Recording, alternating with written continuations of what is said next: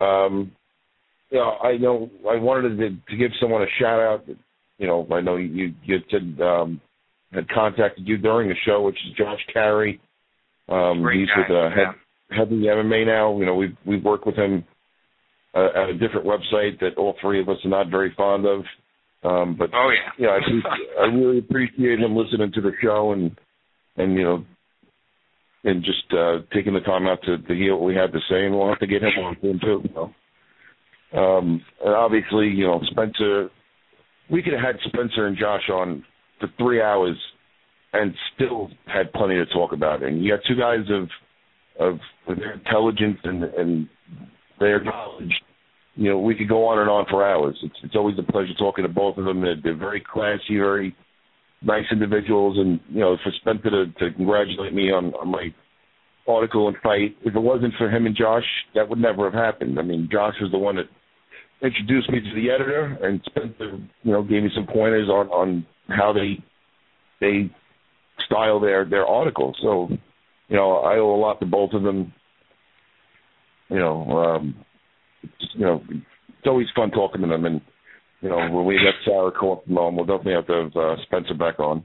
We didn't get a chance to do it, early on in the show, but it's our time for weekly shout-outs. There's a couple of guys that I said I would, mention here on the air, and I want to go ahead and do that. The first one, Jordan Acevedo. His Twitter name is @HackCell, so HackCell. Really cool guy on Twitter. Has a really good perspective of the sport. He's not one of those annoying fans that think they know everything. He's one of those guys that's worth following. Also want to give a shout out to my boy from Air Force Basic Training, Brian Walker. This guy's a cool guy. I think Brian, you saw him on one of my Facebook links before. But he's like, make sure you give a shout out to all of our men and women that are out there, taking the fight to them. And that's what we do every day, man. I thank all those guys, that put that sacrifice. I mean, obviously I'm not a combat guy, but I'm pretty soon I'll be overseas deploying eventually. But all those guys that are out there right now, men and women, I thank you for everything that you do to keep this great country free. I also want to give a shout out to Whitney Tuttle. She's one of the girls that works here, on base. Another, badass ninja warrior. She's just she could just beat up anybody she wants, but she doesn't want the world to know it. She's undercover. But I know all about you, Miss Tuttle. I know all about you. She's actually going to England pretty soon. She's getting this, assignment over to England, which is badass. I wish I was going to England, eating fish and chips, and I don't know what they do up in England, but and who else did I say I was going to give a shout out to? I think that was it. But like always, if I missed you or if you want your voice to be heard, your name to be mentioned on the air, you let me or Bryan Levick know, and we'll get you hooked up next week. But Bryan, I know you've got some big chicken waiting for you. I'm probably pissing you off rambling so much because you're probably hungry as hell. So you got anything else you want to add before we wrap this up? Well, you got to understand too.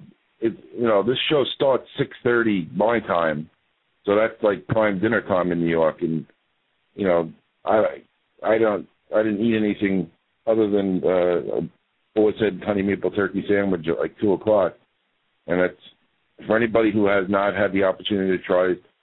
If you're a fan of cold cuts, you haven't eaten cold cuts unless you've eaten boar's head. I don't know how prevalent it is. Hell yeah, I agree. There's nothing that when I actually lived in Alabama for 7 months, in Mobile, Alabama, in 2004. That's where my wife is originally from, and they had nothing. The supermarkets had all that fake, crappy, fill-in whatever, and I wouldn't eat it. And only in New York. I was actually going to have my sister overnight a couple pounds of turkey, every couple of weeks, because I could eat the boar's head and honey maple turkey and the cracked up milk turkey all day, every day. My kids eat it. We go through like a pound of it easy a week. But when I was walking downtown Mobile, which is like the business district down there, and I was going to a meeting, and I'm walking, just walking. It's almost like, walking in New York City, just not as busy, obviously. I'm walking down one street, and I'm passing another, and I see a table on the sidewalk with a boar's head umbrella, and I was like, damn, this meeting was meant to be. And from then on, the guy was actually special ordering certain meats for me because they didn't even know what the hell honey maple turkey was. All he had was oven gold, and that shit just didn't fly. But anyway, that's what I'm acting like you now. I'm going off on tangents and nothing to do with hanging MMA. around me too much. We've been doing this show too long. Too long. I'm starting to rub off on you.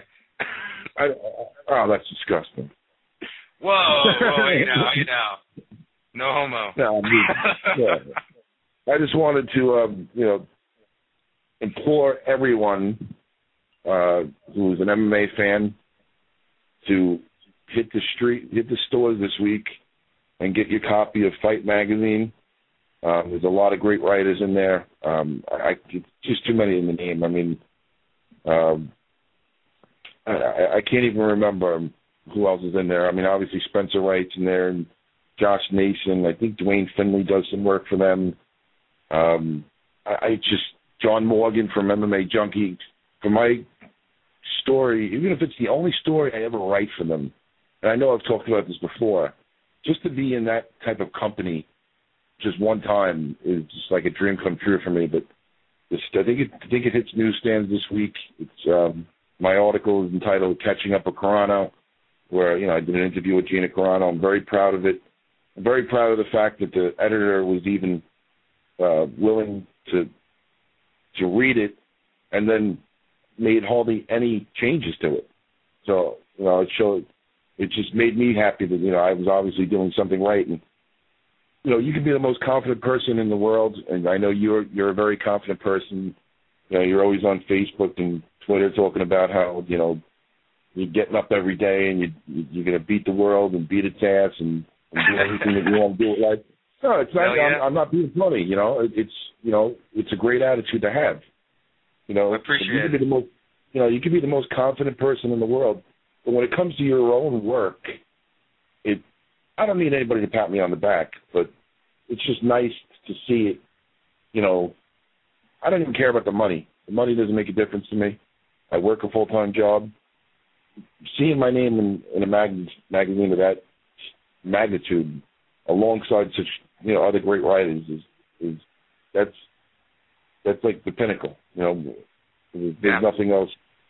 Hopefully it'll continue, and one day you'll be up there with me and Spencer and Josh. I know you got a lot.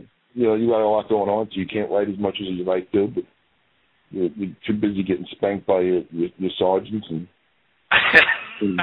peeling baked potatoes because you get yourself in too much trouble. Shit, by the way, I want to close this off. I want to close on this note. I'm the type of guy that watches the same movie over and over again. I mean, I've seen Gladiator probably 100 times. Scarface, people can't even watch Scarface with me because I repeat every word. I know the word verbatim. Now I'm getting like that with the A-Team. And obviously I love Rampage, and he's a great character, and Bradley Cooper's a great actor. I'm a big Liam Neeson fan, but that fucking movie was really good.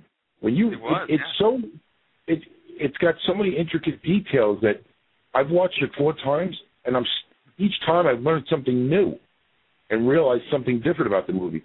And then, of course, you just get to see Jessica Alba in the movie, and she's so friggin' hot. Yeah, I used to boink her back in the day, before she became popular, but it was before 7 days. Yeah, you're probably talking about like Jessica Blobber or something, but I don't know. Anyway, I gotta go. Man. I gotta go. My kids would, want my attention. This is a bone of contention with them every night. Every Sunday night, 2 hours, I'm on the phone. But they want things. They like their toys and a nice house and everything else.